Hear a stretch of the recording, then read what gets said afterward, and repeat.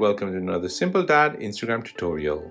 In this video, I'll show you how to use the dual feature on Instagram. Before moving on to the video, I would appreciate if you can let me know if this video is helpful or not. You can do this by hitting the thumbs up button or the thumbs down button. So the dual mode is a feature in Instagram Story where both of your cameras are in use. The front and rear cameras are simultaneously recording at the same time. On screen, you have the option to show both views on it. So let me show you how to get this on Instagram Story.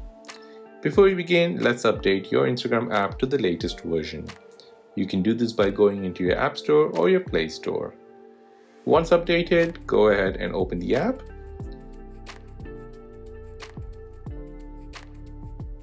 Now tap on the plus sign to post your Instagram story. Then swipe left to switch to story. This will then take you into your Instagram recording screen. On the left hand side, you'll see all your tools. Tap on the down arrow, then tap on dual.